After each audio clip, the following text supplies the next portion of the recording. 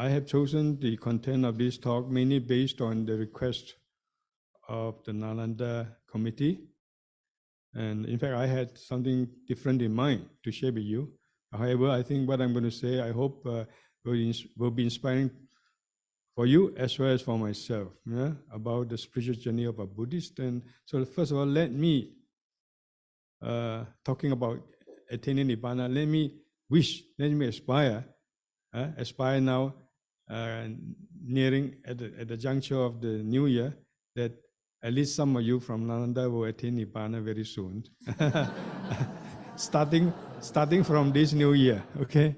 So this is the journey, and as our friend has explained, this journey is not an ordinary journey, it's a Buddhist journey.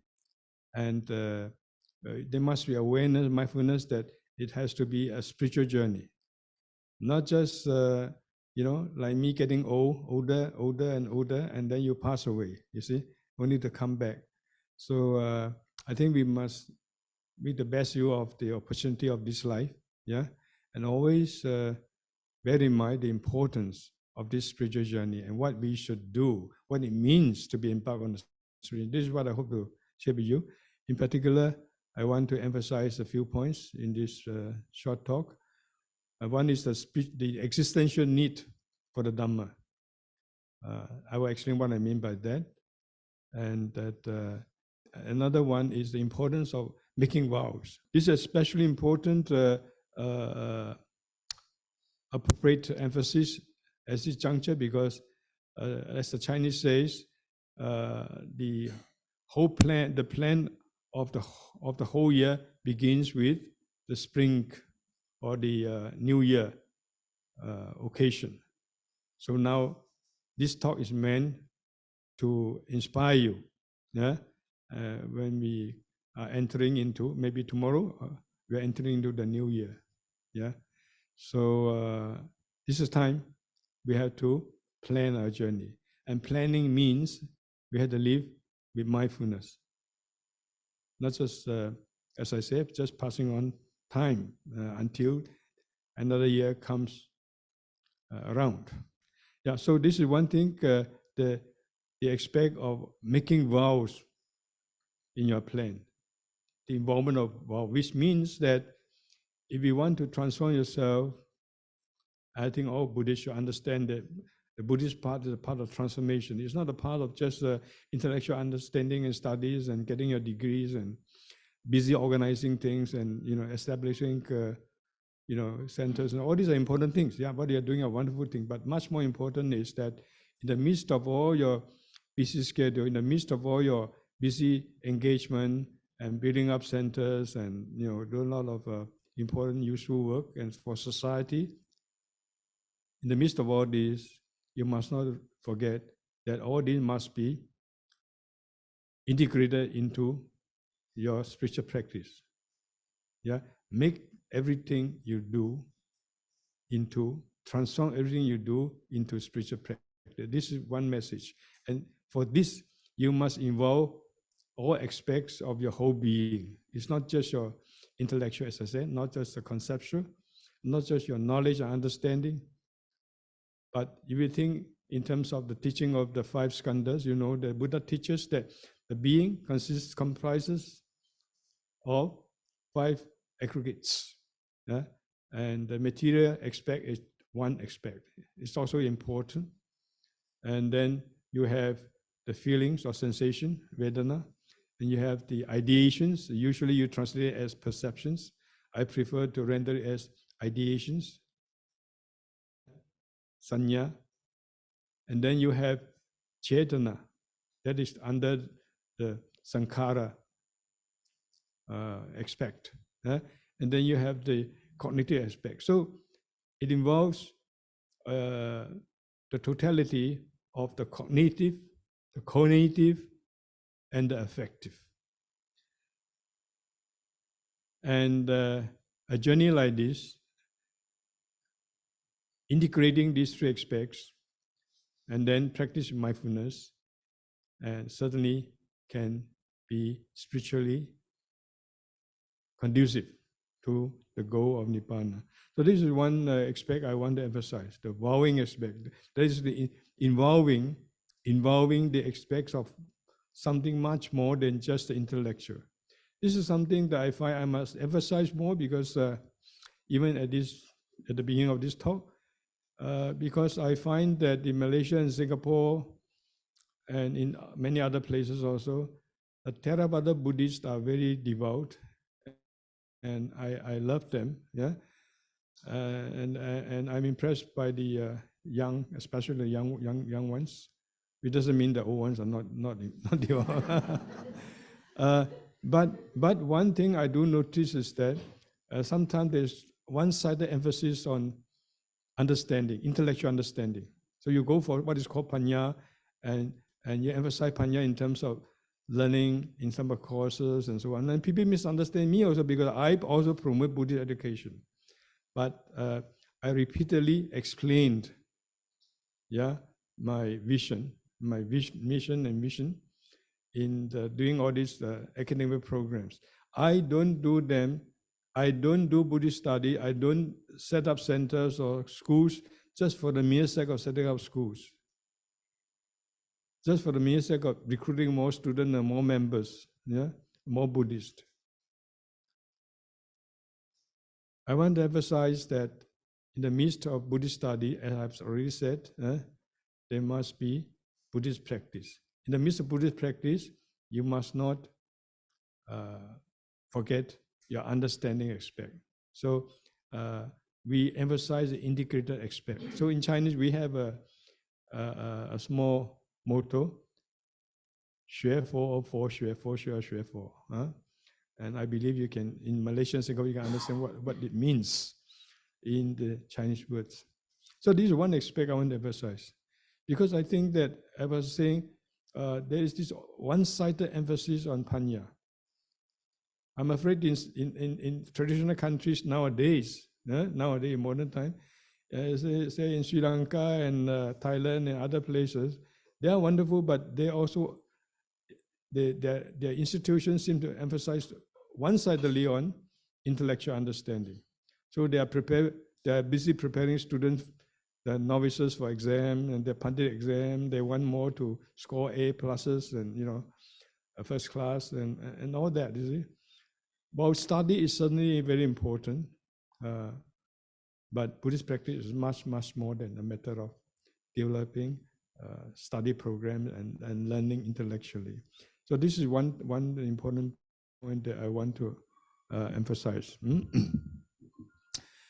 And another point that I also want to highlight is that to understand early Buddhism, to understand the earliest form of the Buddha's teaching, and this has yet to be determined actually, although we are fortunate enough to have the whole Pali Canon intact.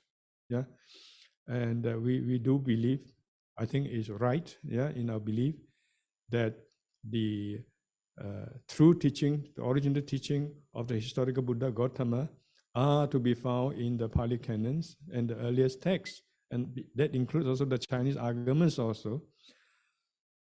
But we must be aware at the same time that all these are human traditions, textual traditions, and which have involved long periods of evolutions. So what it means, among other things, is that today if we want to really discern the Buddha, discern the Dhamma properly, and to try to find out exactly what the Buddha would have himself taught, Gautama the Buddha, historical Buddha, even the Pali texts are not enough. Yeah, you have to go beyond that. And we must not be sectarian in our perspective. What we should be interested in, what we should give priority to, is the actual spiritual message that happens to be preserved or highlighted or elaborated in a particular tradition, whatever the tradition is. So whether even if it's a Mahayana tradition or even Tantric traditions, they may happen to preserve some interpretations that help us to kind of go back to the Pali text and look at the Pali passages from a deeper perspective and understand integrated depth. That's what I have been doing in all the years of my teaching. Yeah. So in brief, emphasizing the centrality of Pali Buddhism, Theravada Buddhism, that must be maintained. Yeah. And we need not apologize for that. Yeah.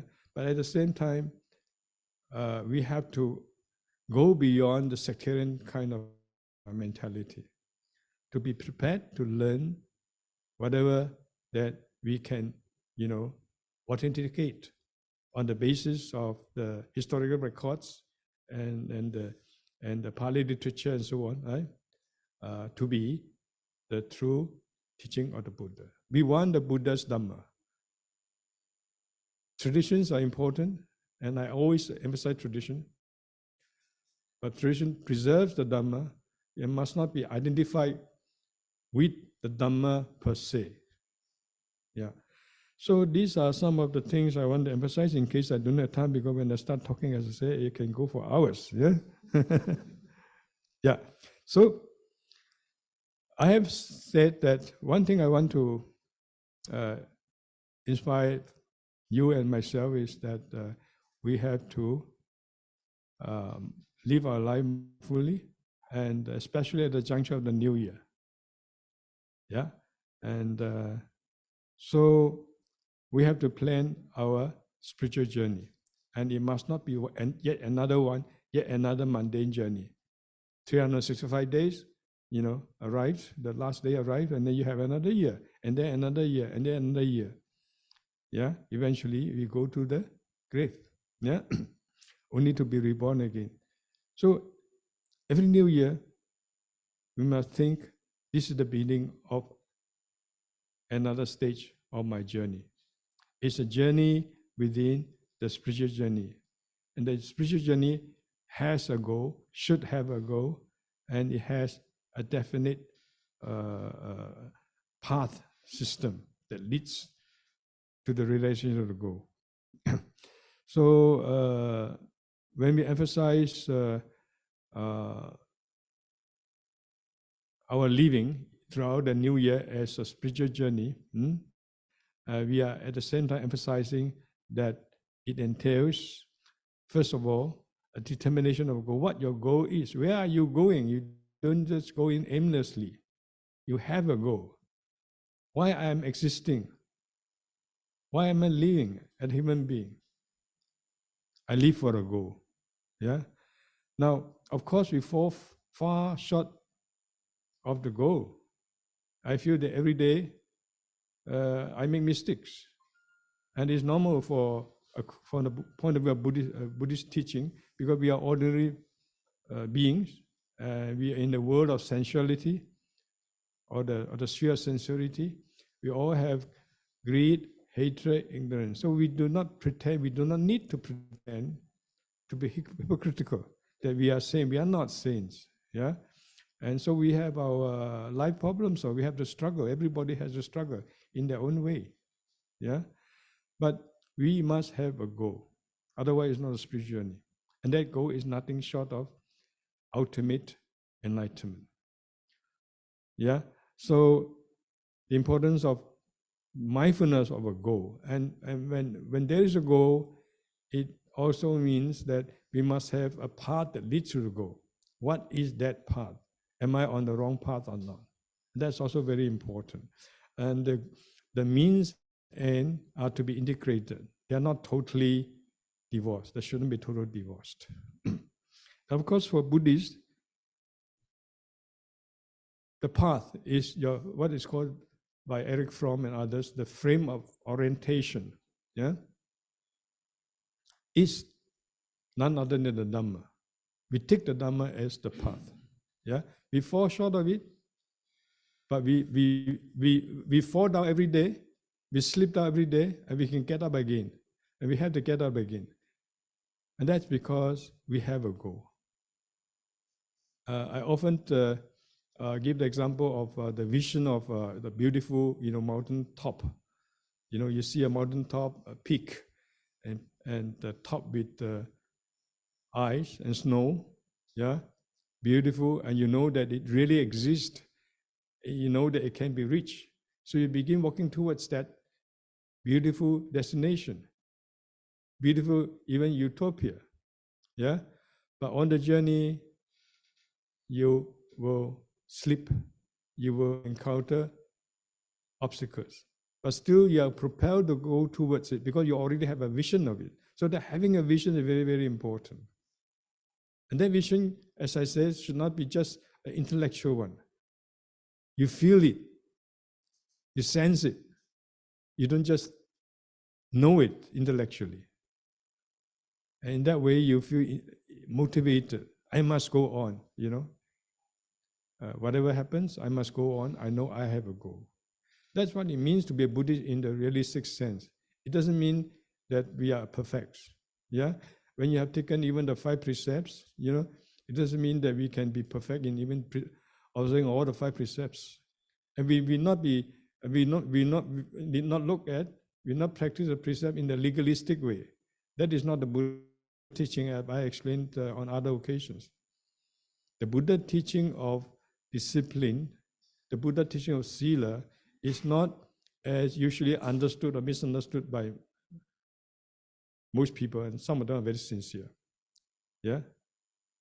The Buddha is concerned about our liberation from the human predicament, how to get out of dukkha for myself and for the totality of sentient beings. It's not about how to behave, rule 1, rule 2, rule 3, and you know how to be perfect in behaving, following these many rules. In a way, all these rules, I hope you don't misunderstand me. I say only in a way, they are secondary. That is secondary in relation to our commitment to the goal of Buddhism. The goal of Buddhism is not to make you a ethically respectable human being in the world. You know, I'm a member of the Buddhist society, then I must follow this, I must obey this. You know, my guru expects me to be like this, and I have to be like this. My tradition asks me to be like this, I have to be like this, and I have to look respectable. Buddhists must look respectable, and that's how they become pseudoscientists. You know, many of them, they think that Buddhism must be respectable in the area of science, and they want to fit Buddhism into science rather than fitting science into Buddhism, and that kind of thing. So this is not what it means to be Buddhist in a realistic sense. We must accept the fact that we are all imperfect. We all have craving, hatred, ignorance. But we must all have sincerity. We must all have determination. It doesn't matter how imperfect we are. As long as we have the sincerity, then there is hope. Then we can get up again and we can walk. Yeah, and this is what you must be mindful of at the juncture of the new year, planning for your spiritual journey, a journey within the whole spiritual journey. The next thing I want to emphasize is the need of Dhamma. I said that for Buddhists, it's not just a matter of just going on and be successful in the external sense, you know, like how big a place you can build up, or how many books you have read, and how many published, or you know, how much scholarship you have achieved, and so on. Yeah, it's the Dhamma. Do you have the Dhamma? If you don't have Dhamma, all these are meaningless. Even all these good behaviors are also meaningless. That's why I say that they are secondary in that sense. In terms of taking refuges, for instance, I emphasize that. I'm giving a talk, by the way, I think on the first, maybe, first or second, in another place in English, on taking refuges, the meaning of taking refuges, why important, and how people took refuges in the time of the Buddha. I'm going to talk about it, but let me say that I emphasize this very much as a central act of practicing Buddhist. Whether it should involve a particular set of ritual procedure, that's a different matter. Depends on how you feel about it.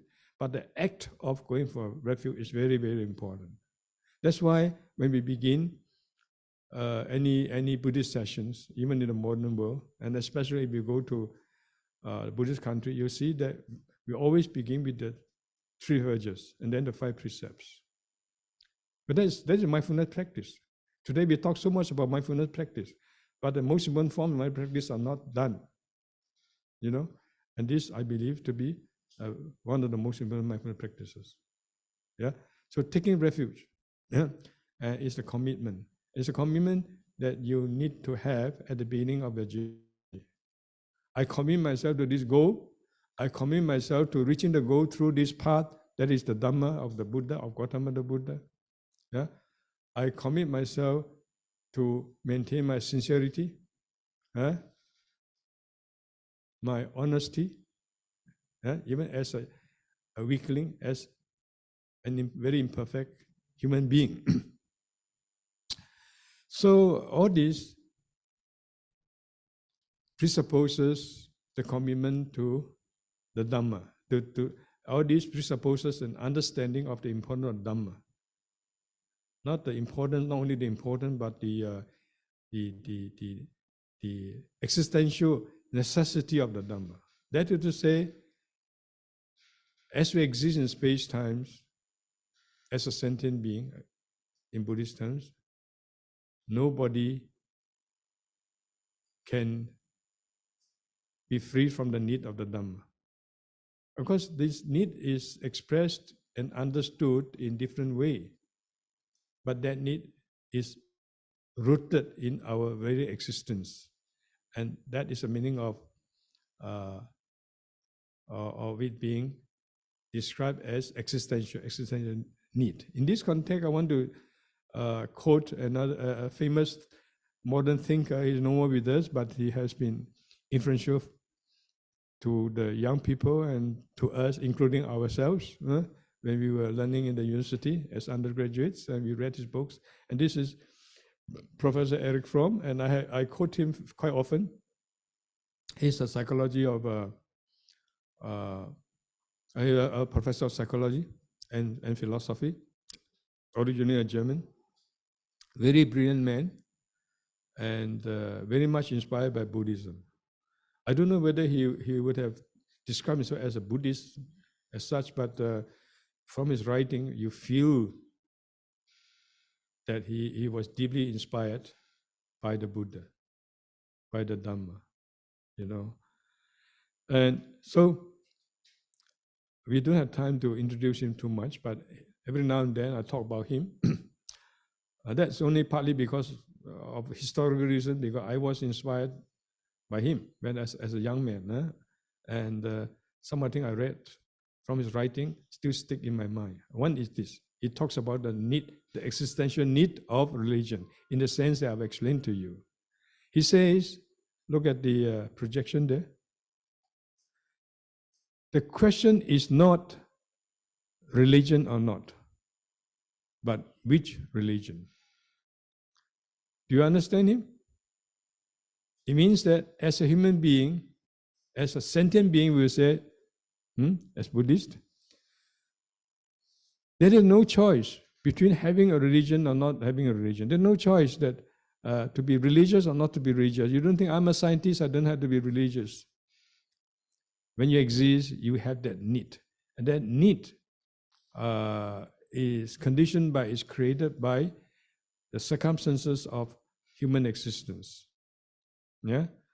And so the choice is not religion or not, the choice is only which religion. You have to pick up a religion. Yeah? Is it a religion that encourages you to unfold your human potential to the highest? Yeah? To gain the perfect form of peace and happiness? Or is it a religion that suppresses the development of your potentiality, that instills fear in you? Like some religion says, you have to raise children as God-fearing children. That's how horrible it is. Raising your children to fear God. Your children live their whole life under the shadow of fear of a supposed God outside. And so once you believe in a almighty arbiter like this, then you really don't have future. You can ask, what's the use of doing good? I do good only to please God, only to obey God. You don't have your life. You can't be authentic. Yeah. So you have the choose between which type of religion, but not religion or not. That's what he says. Of course, that brings to the important question of what we mean by religion. Yeah. And for example, many people, I think, again, I must say that within the Theravada circle especially, of course, it's not confined to Theravada circle, but I would say especially, they shy away from a word of religion. They want to say, oh, our Buddhism is not religion. It's just a way of life. It's just a system of ethics. It's very unfortunate. You are distorting Buddhism. True, religion is not the best word, and it can have some negative connotation. But we have the right to enrich the meaning of religion, to nowadays to reassess the signification of what religion is. Yeah, and in other words, we do not have to accept a kind of standard dictionary type of definition. Religion means obedience to God or worship of God. Why should it involve a God? Yeah. So, and from speaking of religion, not in fact, not in terms of obedience or worship of God at all. Yeah. And he distinguished between what is called humanistic religion and a theistic religion, authoritarian religion on the one hand, and a non-authoritarian religion on the other. We have no time to talk into all this. There are a few very highly inspiring, readable books written by him, and you can look up. So what he means by religion, he says, he agrees that he confesses that he cannot find a better word, and he cannot find a definition of religion that can fit into all forms of what we call religion today, including Buddhism.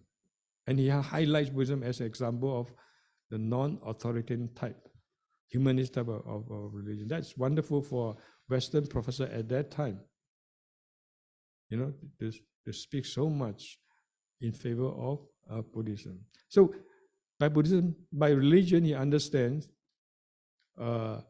he says, a frame of orientation with the specific object of devotion. Then that frame of orientation can be even, say, the frame of orientation of, say, the scientific methodology. A scientist commits to that framework, and he is prepared to spend his whole life working in the lab, foregoing all this party going and all this enjoyment in the busy cities. And that's because he believes in science. He believes that science can solve all problems, rightly or wrongly. That is his committed belief. That is his religion. He has a goal. He has a methodology. So he is religious, and he can't divorce himself from that need as a human being. But otherwise, you can't exist. Yeah.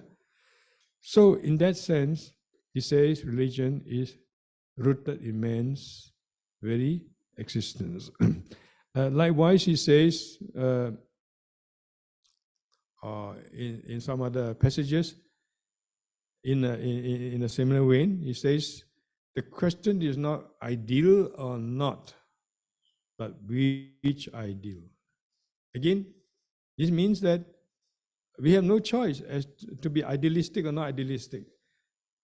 Young people, especially those who have been colonized by the Western form of government for many, many years, they love to think of themselves as being scientific, rational, logical, and as, I believe only in myself, that kind of person, I don't know ideal, I'm practical. How practical are you? At the depth of your heart, you are an idealist. You have some ideals. You have an ideal. You can't exist without ideal. That is what we call the existential, the situation of human being. So he says that the choice is not between ideal or not, but which ideal. And he also has an important advice that sticks to my young mind at that time, and that is that to be alive, what's the meaning of to be alive? We have practiced so much satipatthana and mindfulness. Have you ever thought of that? To be alive does not mean just to be able to breathe, you know. To be alive is to unfold your potential as a human being. I think these are very inspired advices from him. So I will agree with him as a Buddhist. And in this context, let me also say that nowadays there is one what I call psychological preoccupation by many people, especially English-speaking people, especially those who are conditioned by Western type of values, and systems. We are conditioned by this without being aware of it. Malaysia is one example because Malaysia was colonized by the British for a long time. And I don't blame the British or the Westerners completely. It's not my concern to blame others, but it's to bring out awareness of this, that we have been conditioned by different, very different value structures. And the Buddhists I'm concerned with especially don't critically reflect on this. They carry on the same kind of conditioning. You see this in Malaysia, you see in Singapore, you see in Hong Kong very much, and other places.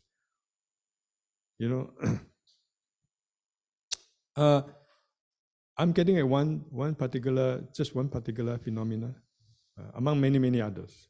Like the whole notion of freedom and all this. Nowadays, people are now confused. They are confused because they have read, they have been educated, through the systems of Western education, the books they read, the newspapers they read, the movies they see, all they are conditioning them.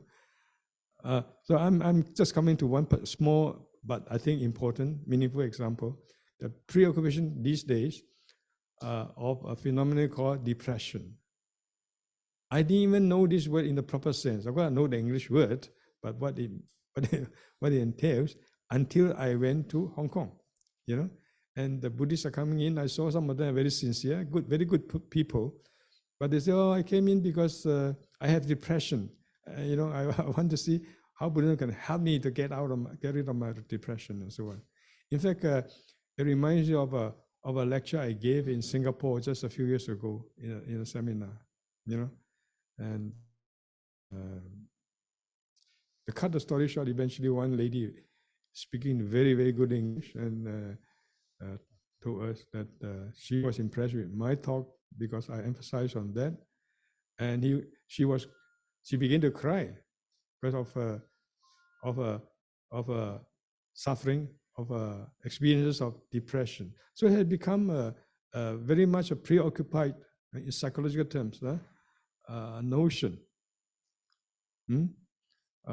among young people, especially Buddhists. How do we get out of depression? Of course, now one good advice is to practice mindfulness. But what does it mean to practice mindfulness? Another very big question. I mean, for example, I would emphasize the context of the practice of mindfulness, of vipassana. It should not be practiced just as a kind of abstract, mechanistical system of technique.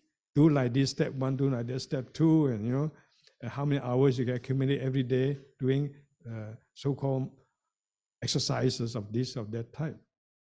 The context is very important. In other words, the type of things, the points that I have been emphasizing just now, the meaning of the goal, the meaning of your practice. Why am I practicing Buddhism? Why am I a Buddhist? Why do I choose to be Buddhist? Why do I spend my time coming to, say, a meeting like this, listening to Dhamma talk instead of going to, meet my friends in the pub, in the clubs, and earn more money as a businessman, for example. So the context of the goal, your motivation is very important. Your value structure is very important. So coming back to this question of depression, either they go for Western medicine, so anti-depression pill or something like that, Now, I have no objection to that. If someone needs that as a medical help, I think you should not deny that need either. Yeah, but if one is totally obsessed with, in treating the symptoms just by popping in tablets of aspirins, every day, I think they will not solve a problem, and they will even deepen your problems. Yeah. So likewise, people come to meditation, mindfulness, and they say mindfulness helps them to alleviate their suffering of depression. I believe that it can, but again, it has to be practiced in context. You must know why the Buddha taught Satipatthana. In what context he teaches that. He was talking to full-time practitioners, yeah, like the bhikkhus and the bhikkhunis. He was talking about something very, very fundamental. That is liberation, the purification of living beings, the attainment of nibbana. And he said there's only one way, there's mindfulness. He's not teaching mindfulness, he's not talking about mindfulness as an aspirin, to be taken. Today in morning, I had to take not aspirin, I don't like it, but I confess that I took 2 tablets of, Panadol, because I was feeling some slight headache and I was worried that I couldn't speak. Yeah, but we should not be obsessed with doing this, thinking that this will solve the problems. Yeah, mindfulness is meant to bring you to a higher and higher level of human existence. Yeah, and deeper and deeper insight into reality. And ultimately, right, it is the method to liberate you from the human predicament for yourself as well as all others. So you must bear this in mind. Even when every day when you practice meditation, you must bear in mind about the purpose of your meditation, your motivation. That's why when you look at the Noble Eightfold Path, it begins with proper vision. I don't like the word right understanding, but proper vision. You have the vision. Then that's not enough. You have proper motivation. There's a samma sankappa. Yeah? Why am I doing it? You see?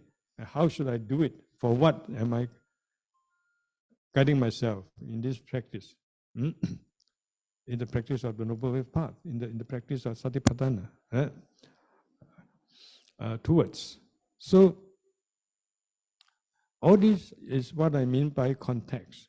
You must know the whole context. You must contextualize your mindfulness practice. But today, the way they popularize in the West is to deliberately, intentionally leave out the word Buddhism and that any information related to the practice as being original from the Buddhist context. They want to avoid all this. And their excuse is that when they do like this, they can reach out to a bigger mass. There may be disadvantage, but the demerit far outweighs the merits. Because when you come into meditation, when you come to whether it's Satipatthana or meditation in general, yeah, if you are serious, if you are successful, what it means is that you are undergoing inner transformations psychologically. I might say psycho-spiritually, for one of the better term. Yeah, although the word spiritual are very vague terms, but we don't have better terms now. Just like religion is not the best term, but it's much preferable to understand Buddhism as a religion, meaning that it involves domains far beyond the normally space-time concepts conceptual concepts. So even in the mindfulness practice, you must be aware of the goal, the motivation, and the way you are approaching it. Yeah, and if you have a consistent resistance, against the notion of the Dhamma, and then you try to practice Satipatthana, I would say, to say the least, you wouldn't get the expected outcome, to say the least. But in some more seriously negative way, you can distort the Dhamma, and also for yourself, you can be very confused. Because what's happening, I was saying, is that when you get into meditation, if you are successful, it means that you are getting into the depth of your being. And all your inner content, that has not been hitherto accessible to you, become accessible. And to the extent that sometimes you can't cope with them. That's why when you practice meditation, sometimes you feel like, how come I become more irritable? How come I become more depressed? But once you understand the Dhamma, that's where you need the context. It's part of the normal happenings. Because you are more aware of yourself now. And you learn to face yourself more. It's like, when you have a cup of water, normally you do not see the content of dust and so on in it, at least not clearly. But when you let all this dust and these substances sink down slowly, when the water comes down, then you see them very clearly. So it's like that. So remember, it's a psycho-spiritual experience. Yeah? And all these things are taught in Buddhism, but just that people don't know them. They don't know them because they don't contextualize the practice. You can't divorce mindfulness practice, Satipatthana practice, from the Buddha's teaching. And unfortunately, this is exactly what they are doing. So when they do like this, I doubt very much that mindfulness can be an answer or solution to your problem of depression. Ultimately, the solution is, first of all, as I've said, to be mindful constantly of the goal of existing human being. Why do I exist? Why do I suffer? Why do I struggle with my depression? If I know there's a meaning, I feel happy. Even in the midst of my struggling or my suffering, I can go on, And then you know that you are trying to alleviate suffering not only for yourself, but the totality of sentient beings. Then, when you have that awareness, when you have that sincerity, whatever you go through, whether it's a happy state or a state of suffering, all your experiences become infinitely amplified, because you are doing like the Buddha. He left the home life not just for himself, but in order to find out solutions to the existential problem of old age, birth, old age, and death. And that's for the totality of sentient existence. That's why the Buddha was prepared to give up his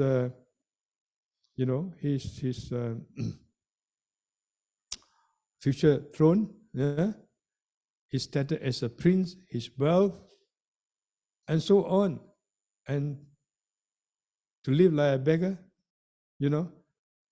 and so on and so on. So much so that when he went back, tradition says that when he went back to Kapilavastu, and then he was scolded by his father, I was expecting you to inherit the throne, but now you have become a beggar. And of course, he taught the Buddha that he had joined the Arya Vamsa, the Buddha Vamsa, and which the lineage, there is not the mundane lineage, and so on. So, in brief, we must plan always. And that involves mindfulness. Planning involves mindfulness. And it entails a recognition, a of our goal. And the solution for depression and so on lies in this, to find a goal of existence, to find meaning of existence. You feel depressed because suddenly you end up in a vacuum, you don't know what to do, what it all means, That's a big problem. That's the biggest problem. So finding the goal, fixing the goal at the beginning in your planning, like planning at the beginning of a new year, is of utmost importance. Then to select the path that leads to the goal and which is Dhamma. Am I practicing the Dhamma correctly? Yeah. There are many teachings that claim to be Dhamma nowadays. Yeah. And some of them can seriously misguide you. So be aware of that. And be committed to that. Be happily committed to that. Don't shy away from involving your emotion and feeling. This is another point that I emphasize here. I just said just now that the path is a path of transformation. The journey is a journey of transformation. Transformation means transforming your whole being, not just to be clever, to be educated, not the conceptual aspect of it, even though that can be part of the whole training. Yeah, transforming all your the totality of five skandha means that you must involve, as I said, your feeling, your emotion, your volition. All this must be brought down. Yeah, that's where we see the meanings of, for instance, rituals. And people question, and why do we have to do rituals? Doesn't Buddhism say that attachment to ritual is a fetter? One of the 10 fetters, yeah, and so on. People are very confused, especially I think the Theravadan Buddhists are confused. Yeah, and they feel guilty if somehow they find themselves attracted to rituals. Yeah, that's very unfortunate, very unhealthy. If you go to Sri Lanka, you ask a venerable, everywhere you see Buddhist rituals. That's one of the best Buddhist countries. Thailand, Burma, everywhere. Because that is the human need. And it means also the need of Buddhists as humans. Yeah? And what it means is that you must bring out all your inner dimensions of feeling, emotion, all must be involved. So all these are powerfully exercised, brought out in a ritual. Sometimes you feel so much more inspired when you look at the Buddha, simply without a long lecture on dependent origination or whatever, or enlightenment, but just feeling the Buddha. You feel so inspired. Yes, there is a historical fact of enlightenment. It's reachable. It has been reached by one human being. And it can be reached by me also. Yeah?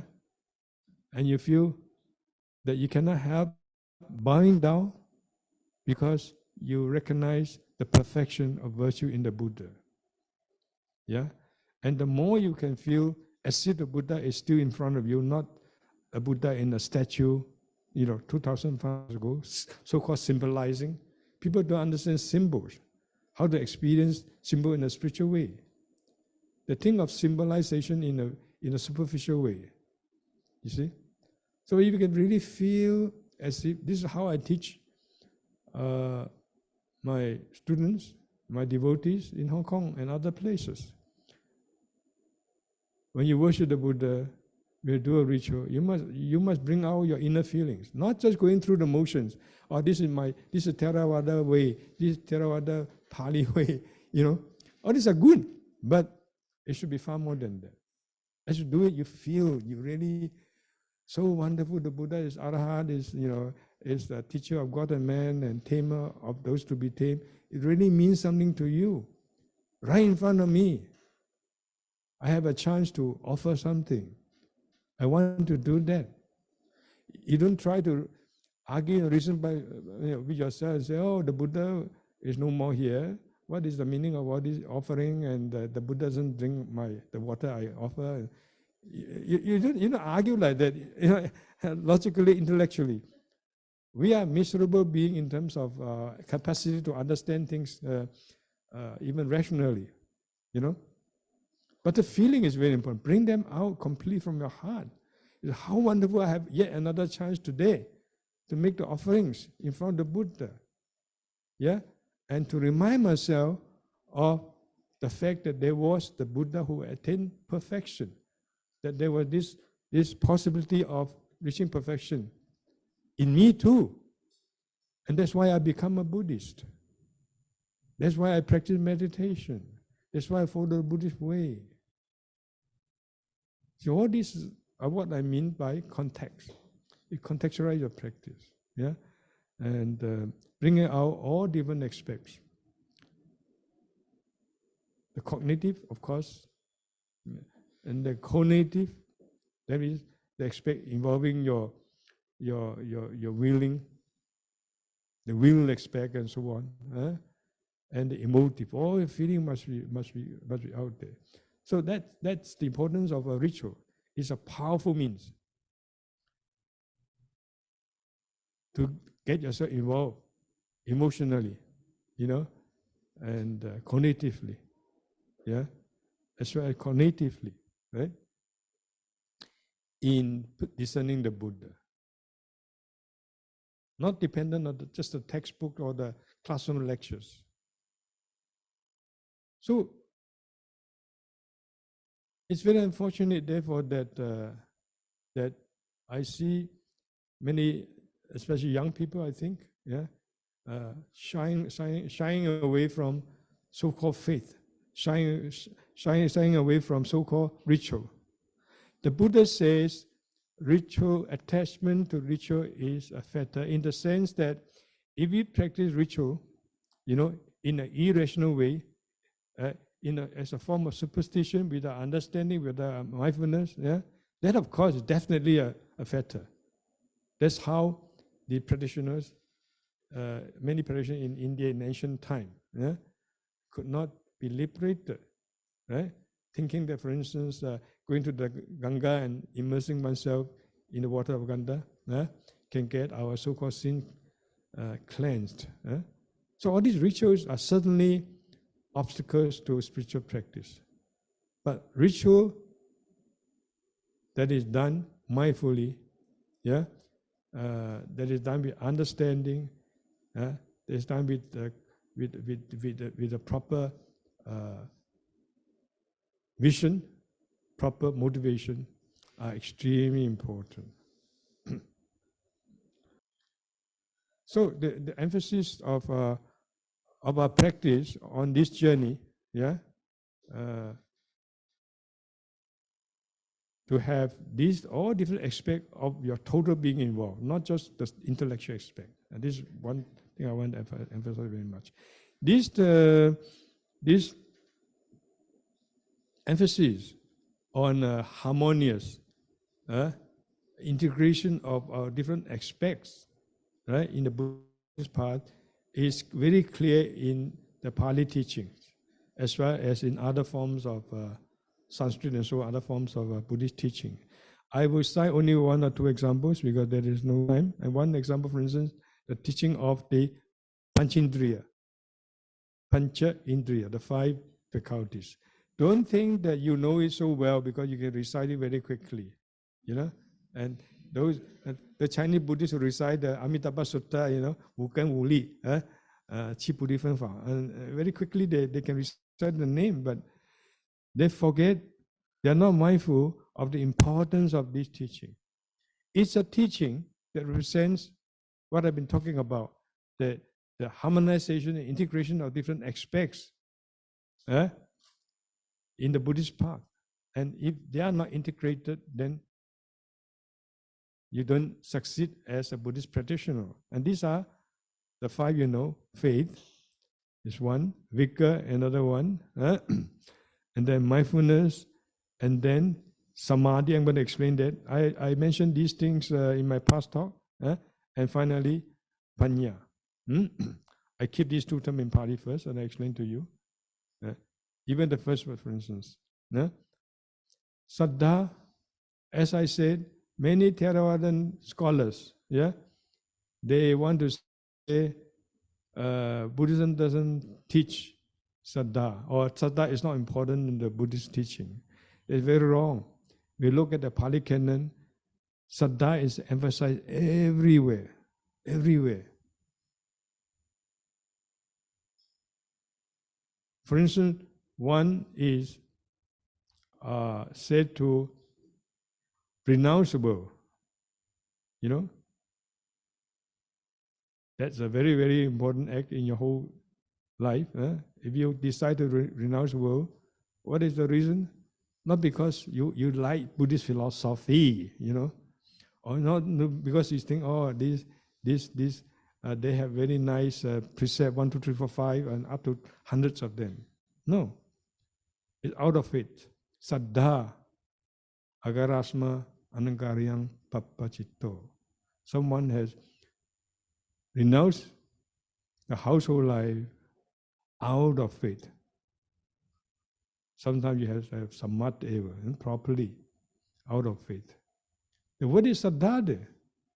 You make a decision as important as renouncing the household life, giving up everything, not just because you hear a good lecture and you like the philosophy of it, but your heart is stirred, seriously stirred. If not, you wouldn't do that. And you resonate in your heart with what the Buddha or what the teacher is saying to you, teaching you. You feel that that's the truth that you're inclined towards, that you want to attain. And so you think the best thing for you to do, I don't want anything else but to live the spiritual life. I'm not asking you in the new year to make a vow to all leave your house. Don't do that, your families. But I mean, the spirit of it should be understood, you see. Even becoming a Buddhist and giving up some aspect of the socializing is a kind of renunciation. Yeah? And you can't always rationalize, or justify with logical reason. I come there because there's a good a group of good people there, or something like that. But you suddenly feel drawn towards some teaching, some group, some tradition, and that's faith.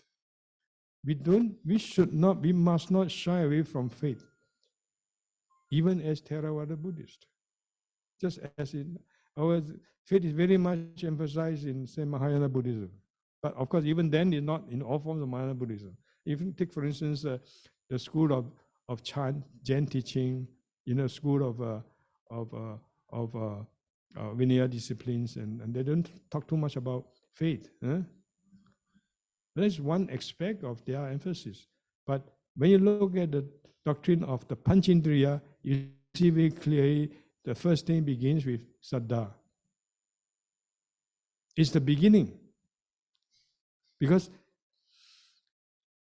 if your mind is not open, is not receptive to the possibilities of higher states, to the possibility of unfolding our potential to a higher level, to the greater worthiness of other forms, higher forms of knowledge and experience, you won't begin the path, right? And that's also why,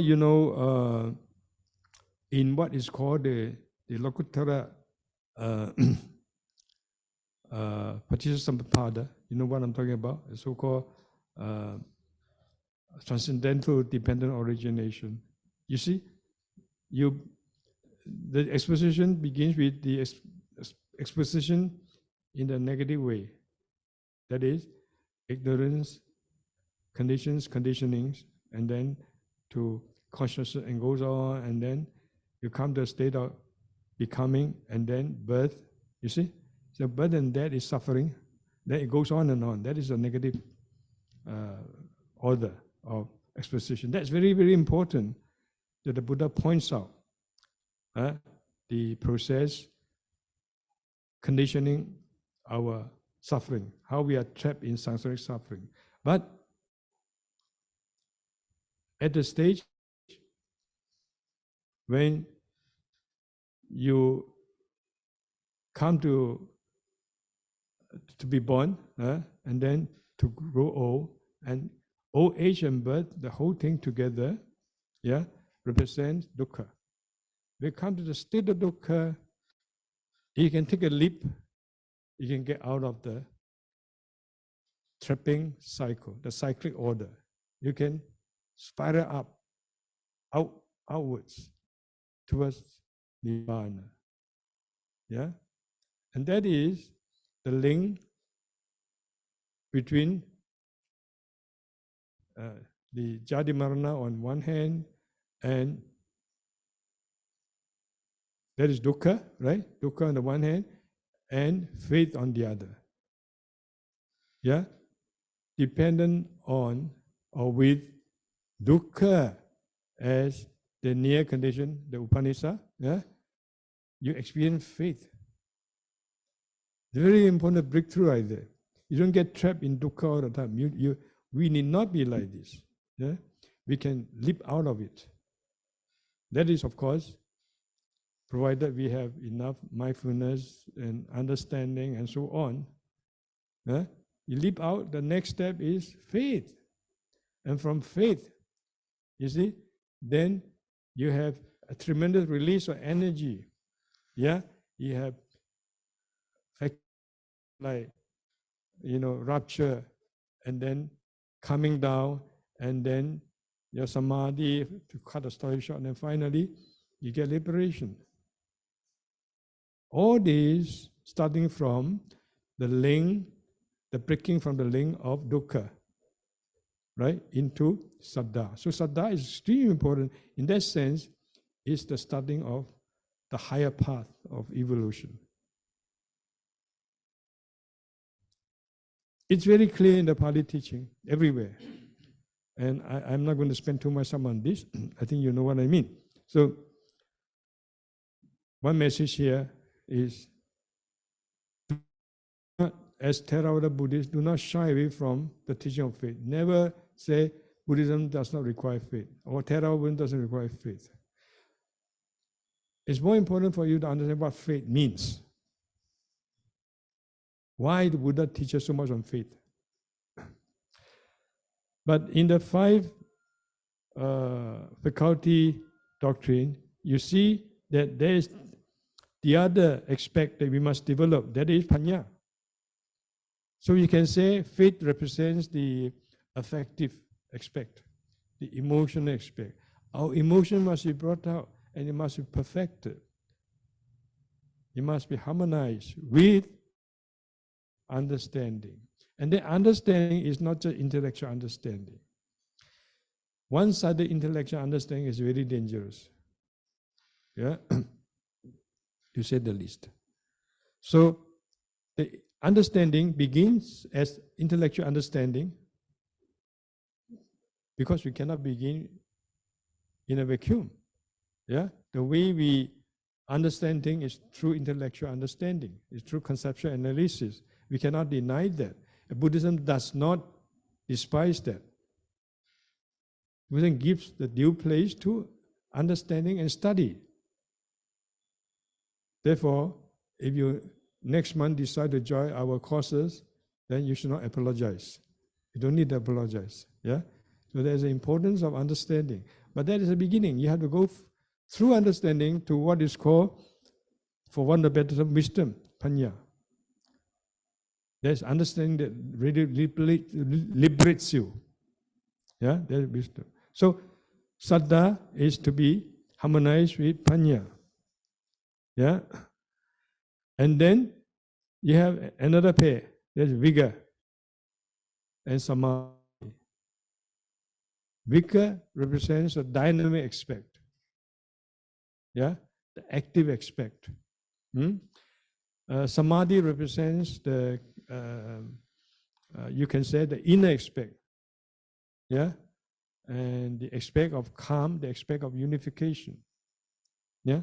So these two, and there are two contrasting aspects. You might even say that vigor emphasizes or symbolizes the aspect of masculinity, if you like, and samadhi emphasizes the aspect of femininity. Ultimately, the two are to be integrated. So you have two pairs that are integrated. What about sati? Sati does not have to be, balanced, because the more sati, the better. There's no question of having too much sati. It's like too excessive faith or too much of excessive understanding. But with regard to mindfulness or sati, the more you have, the better. And it's through mindfulness that you can see where you have gone off the balance, where you need balancing and harmonization. So, in brief, a simple description of these five-fold faculties of five indriyas shows that the Buddhist path is a path of integrating the different aspects of our beings. To the extent that we integrate our emotional, intellectual, cognitive, affective, to that extent we succeed on the path. And we have to remember that. This is just one example.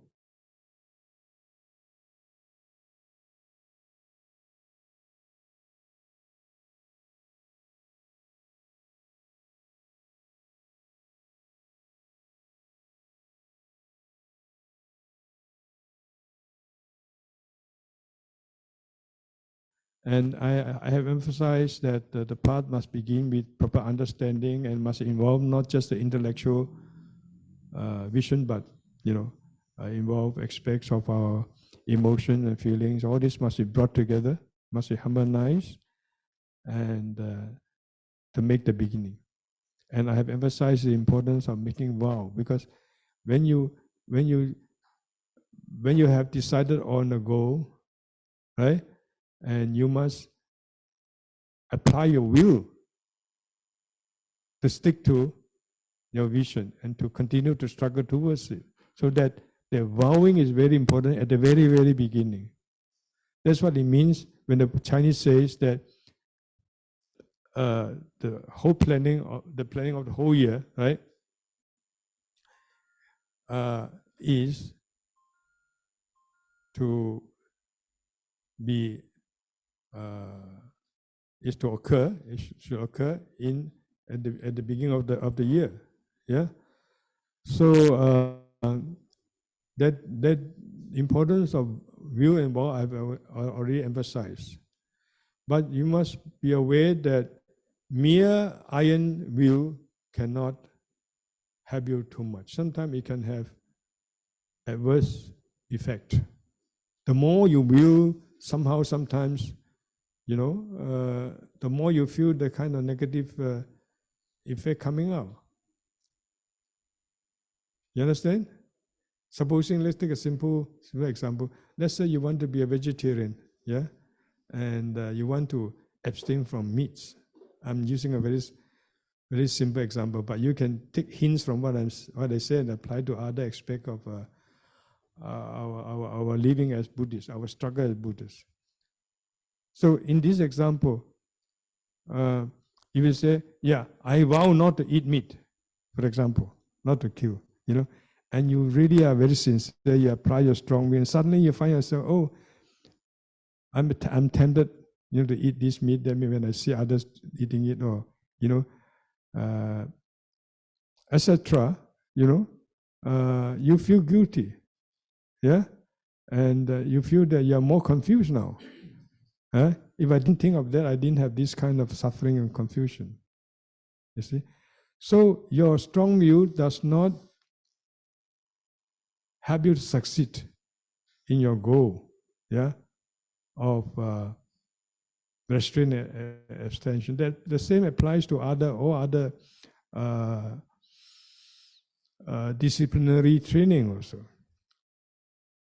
What happens is that there's nothing wrong in applying strong will. The stronger the better, actually. But the thing is that it must be so strong that it goes beyond just the aspect of willing, just the aspect of rational, justification, or telling yourself logically, I don't do it because it's bad. That's not enough. You know that it's bad, it's not good. But your emotion must be involved. Yeah? Your feeling must be involved. All this will help to supplement your view to a higher level, to be capable of really propelling you onwards in your struggle. So the fault is not in the will, but how to apply the will. How to enhance the efficacy of the will through integration with all other aspects of the beings, your feeling, your emotion, and so on. And I just remember last night I was doing this talk, trying to make up a PPT for you. I just remember that I gave a talk here. Right? I hope you remember the talk. It's on the 5 bases of liberation. Yeah. Then I spent a lot of time explaining what these 5 bases are. You can see that there. So I thought, why not link up with my previous talk and give you a chance to really see the significance of it, in the context of this new talk, yeah, and to have a chance to review what you have learned. The particular point, though, that I want to emphasize in this context is the journey that we have been talking about, the spiritual journey, yeah, and the different aspects of it. And you can see that as you progress on this journey, if you are doing it properly, you are experiencing greater and greater joy, greater and greater sense of freedom, not more and more confusions. Yeah? Not more and more unexpected, adverse kind of feelings. So I will therefore go through this briefly. And this is the context of the so-called fivefold base, the foundation, fivefold foundations, right, on which we can develop liberation in the true sense. And liberation ultimately means the goal of Buddhism, that is, true freedom. We think that we are free, actually, we are not really that free. Not that Buddhism denies the possibility of freedom in each and every sense. But we do have relative freedom, yes. But to think about it more deeply, many of our choices, which we believe, which we presume to be free choices, are in fact conditioned. Yeah, you go to the supermarket, you buy something, you think, oh yeah, I buy this because it is good for this, because it's good for that. You have many because, right? But actually, you have been reading, you have been seeing many TV advertisements, and advertisement in the magazines and your friends and the whole environment. All these things are conditioning you and influencing you. Then you make the choice out of all these conditioning. So in other words, although we do have relative freedom, do have relative choices, but basically they are all conditioned. So sometimes it's a matter of selecting which kind of conditioning is good for you. Even the positive action are also conditioned. It should be, in fact, be conditioned. But they lead you, upper, higher and higher, not lower and lower. So I want to bring out that point, the beginning of this journey, what involved there. I have talked about today, and I'm going to summarize by in this scheme of the so-called 5 bases of liberation, and also the point that as we progress, properly, we should be experiencing greater joy, greater and greater freedom. Yeah. Okay, this teaching is found in that day I spoke in Chinese. How many were there besides your members last year? A few months ago, yeah? Do you hear my talk in Mandarin? Only one or two? Okay, anyway, I will give you a little bit of details also.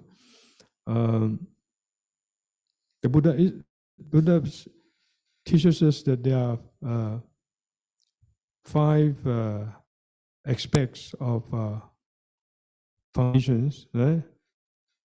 5 kinds of foundations, on the basis of which we can gain freedom, we gain liberation. That's the goal of Buddhism, right?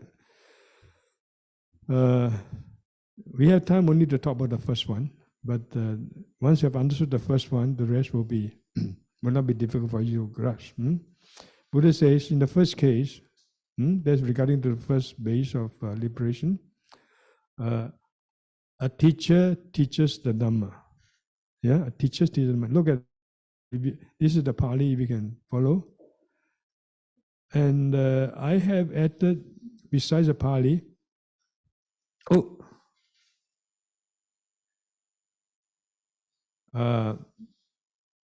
this part, I supplemented this part from a Sanskrit source called the Vyakya.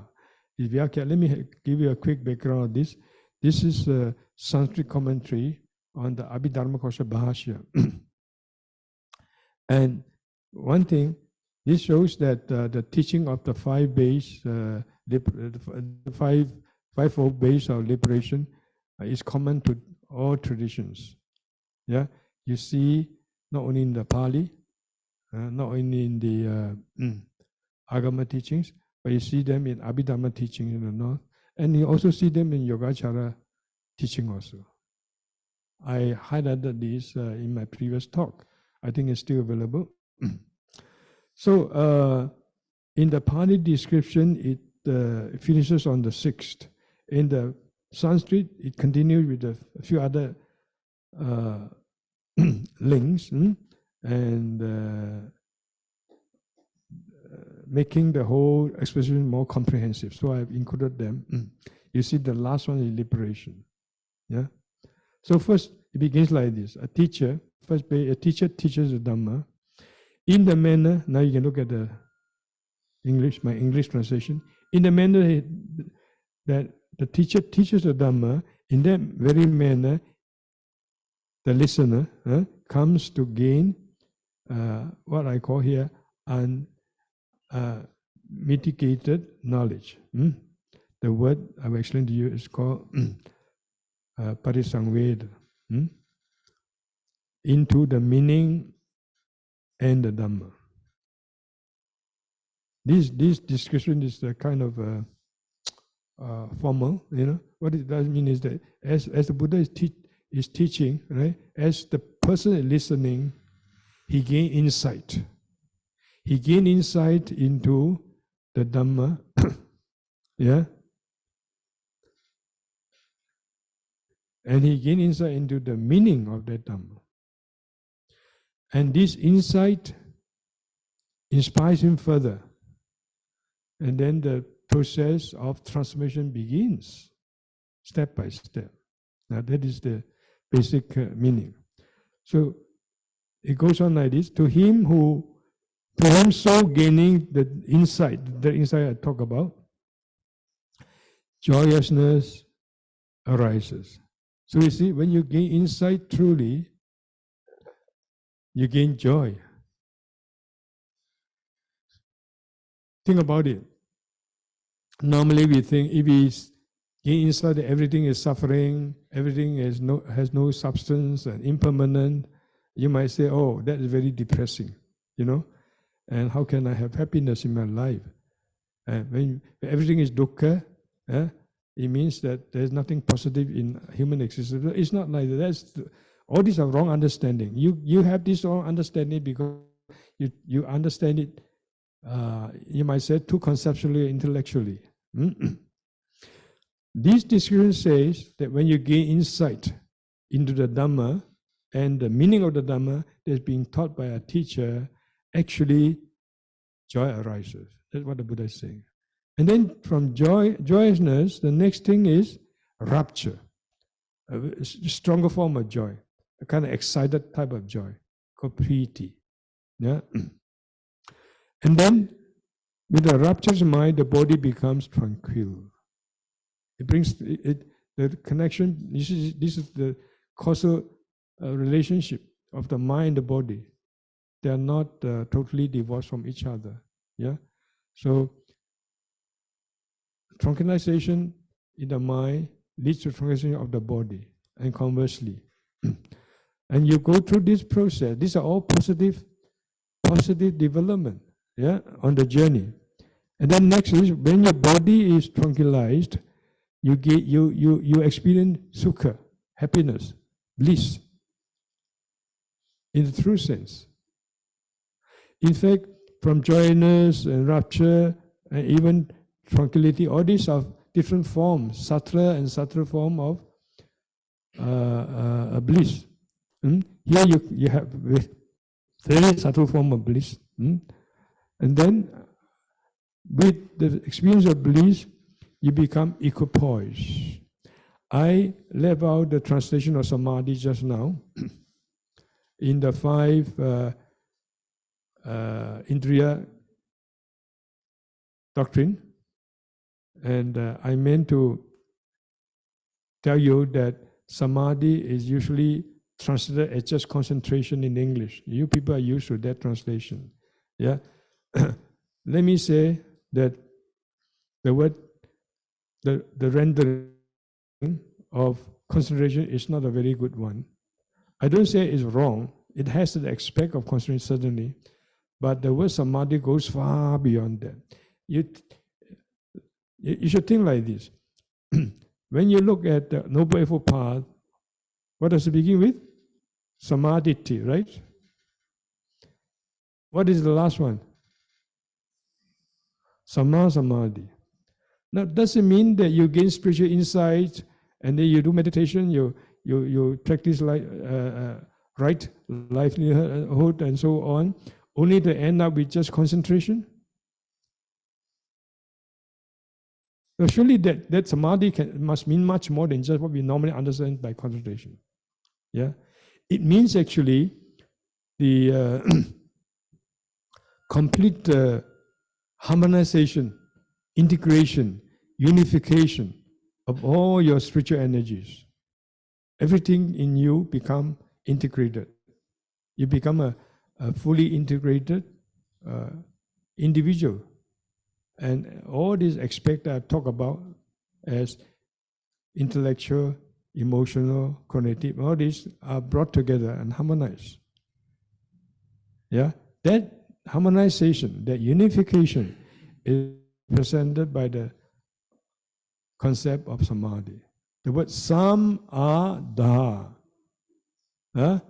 Da is to hold. You see? Sam is complete, holding completely, fully, properly.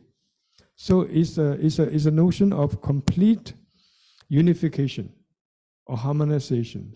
That is the goal of the Noble Eightfold Path.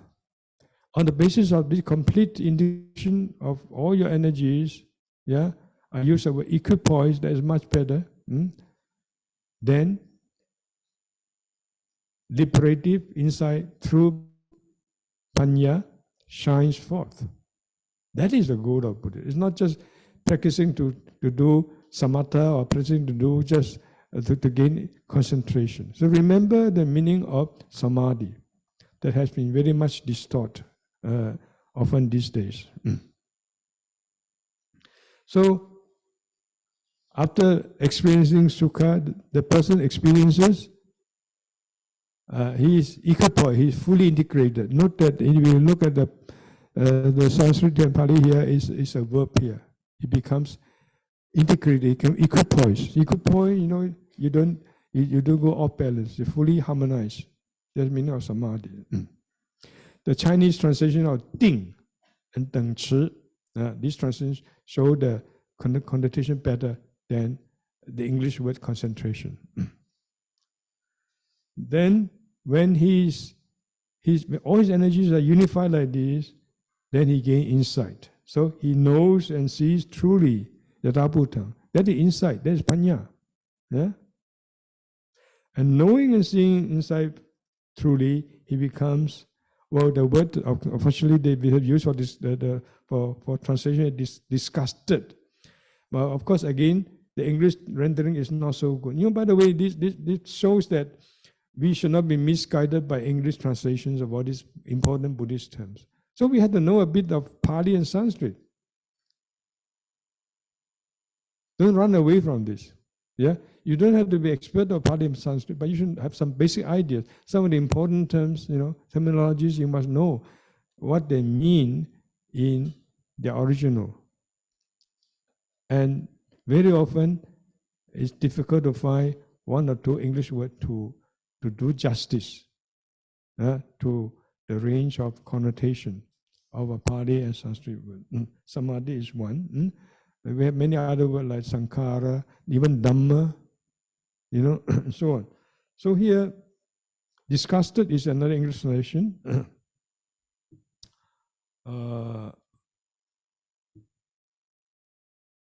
It's from Nir and Mit, you see? So you have the Pali, for instance, Nipeta and so on. It does have the sense of disgust, but not in a negative sense. You are disgusted with something, you get frustrated, you react to it negatively, not that way. Yeah? This disgust is a disgust of being disillusioned. It's a disillusionment. You just drop it. It's a function, you just drop it. And you drop it happily. Because you have something higher, have something better to go for. You see? Often, this is linked up with the word, another word, you see, which is connected with pramodya in Sanskrit. Yeah, that means you give up something inferior, lower, in preference to something higher that attracts you, that inspires you. You want that something higher. You don't want anything that lower. There's no meaning to you. You just simply drop it. Do you understand? It's that kind of so-called disgust in that sense. When you experience, if you have a glimpse into Nirvana, let's say in meditation, even though you have not attained it, you feel so inspired by it. Sometimes it doesn't have to be just in meditation. Sometimes when you listen to a talk or read a sutta, suddenly you feel that you have a glimpse of it. Yeah? It attracts you, it inspires you, it draws you. It pulls you away from samsara.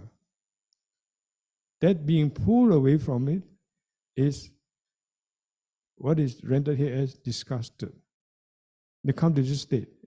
Actually, it had the negative aspect of turning away, yeah, or turning your back on it, but at the same time, it has a positive aspect of being uplifted, being inspired upwards, in the upward spiral. So in this way, he discussed it becomes detached. This is the thing, you just drop, you detach. Not forcibly. Like sometimes we do have to have to restrain ourselves in a forcible way. Something, let's say harming another person, it's very bad. So you restrain yourself not to harm. You have to do that restraint, yeah?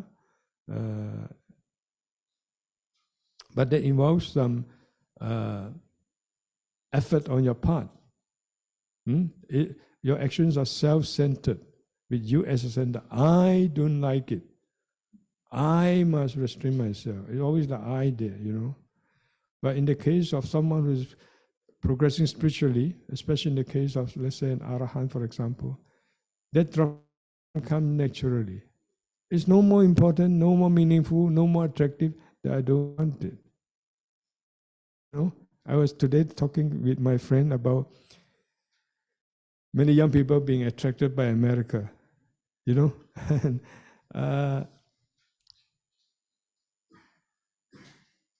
I was in America, and I stayed for 2 periods. I was there, but I was never attracted in that way. I was given offer, the people said, "You stay here. We do give you green card. We support you." When I was young, I said, "You continue with your studies here." No, I didn't feel anything because I was drawn to India. I wanted to go to India. I wanted to go to the place where the Buddha lived, and walked, And no, all these things are not important to me. So that, in that sense, for me, I can simply drop America. I don't have to force myself to drop. You understand? Because I'm inspired by India at that time, or by the Buddha's land. So it's like this. It involves all these positive aspects also. So from detachment, you gain true freedom. You become liberated. This is the whole journey. Okay? And to summarize, you can see that. So this journey begins with, first of all, what I call transformative learning. I gave another talk recently for the Post-Residential and Pali Buddhist Studies at the convocation, as a convocation address. And I talk about this, but from a somewhat different aspect, in a somewhat different context. Yeah, this is, you study not for the mere sake of learning and getting more knowledge, because you want to be transformed. You know that there's something higher that you can gain, some higher state that you can enter into, something much more worthwhile, for a sentient being. And for this reason, you want to learn the Dhamma. So at the very beginning, it involves the aspect of recognizing a goal, as I said. You want the goal that is not to gain more knowledge. In the ordinary sense, the goal is nothing less than freedom, true freedom, nibbana, freedom from human predicament. You recognize a goal, and then you make determination, resolution, vow. That vow aspect is very important. As I said, I want to emphasize that also. In fact, we can say that the Buddhists must keep on learning to vow every day, especially on this occasion, juncture of the New Year, the beginning of the New Year. Make vows. Keep on making vows. Keep on perfecting yourself in making vows. That's an important aspect of your Buddhist teaching. Not keep on thinking how many more subjects I can pass well in my next Buddhist course. Yeah? How much cleverer I can become, as a debater, you see, on Buddhist doctrine. No, not like that, Keep on vowing, yes, I know there are higher states. I want to gain those higher states. So at the beginning, the sincerity, the commitment, the resolution, these are important preconditions, prerequisites for your journey. Equipped with these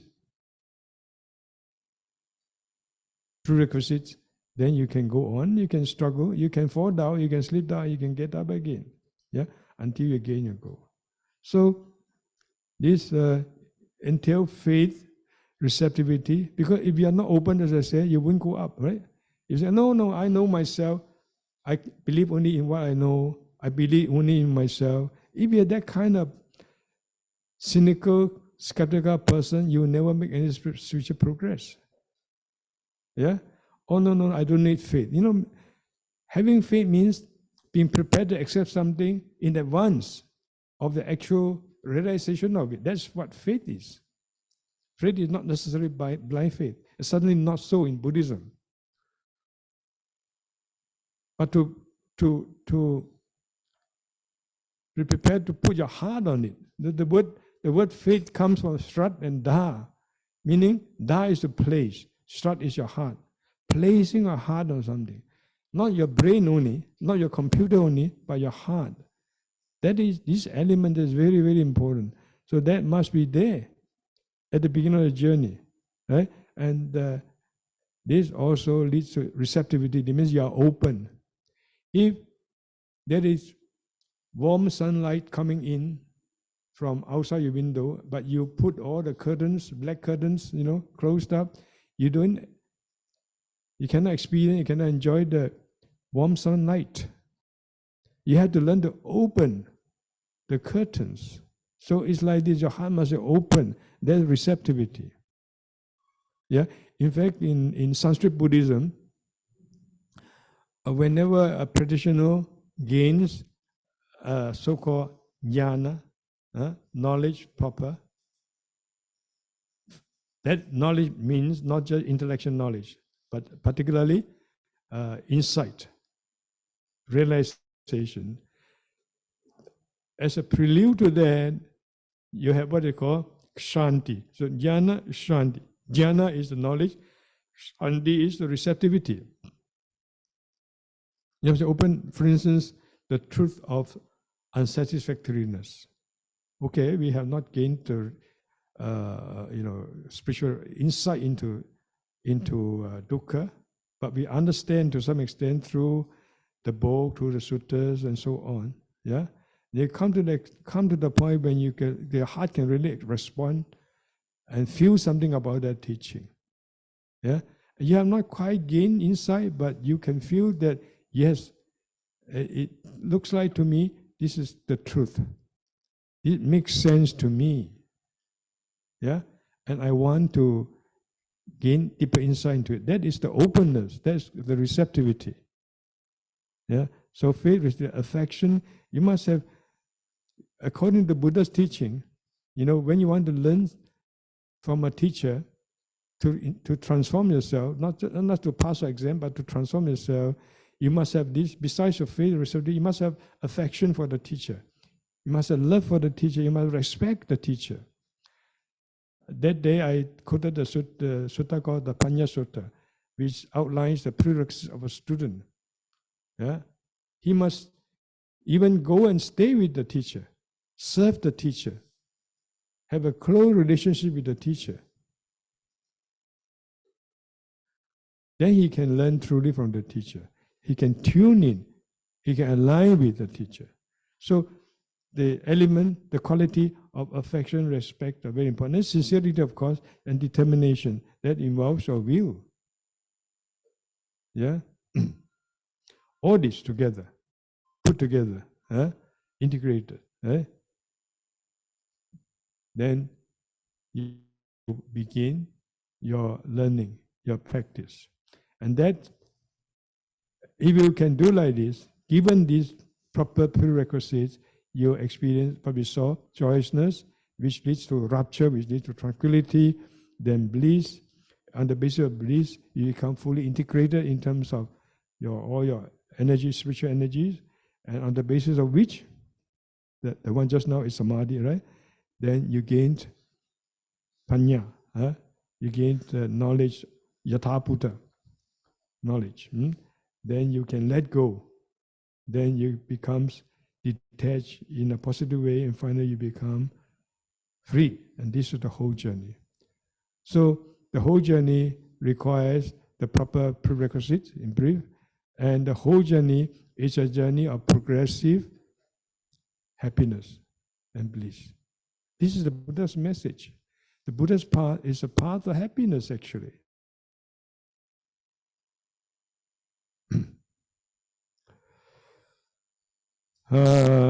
I think I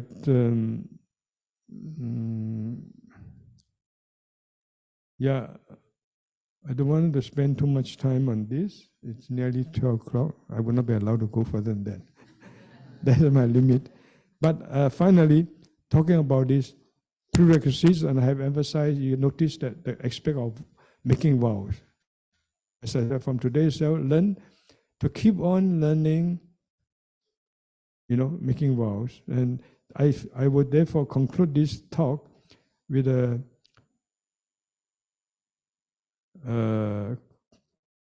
quotation from a source that is not Pali, but I think some of you can read the Chinese, but I translate it, you see. It's from a very important sutra called the Avatangsaka Sutra, Hua Yan Jing, and particularly the last part of it. We don't want all the other details. So I thought emphasizing one point. There is, that's where you really see the religiosity of Buddhism.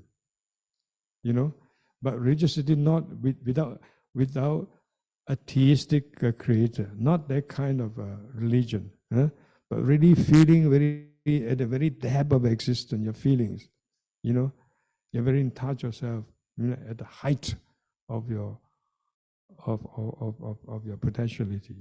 So here it speaks of making vows, so 10 great vows, and one begins by vowing to worship the Buddha. That also requires making vows.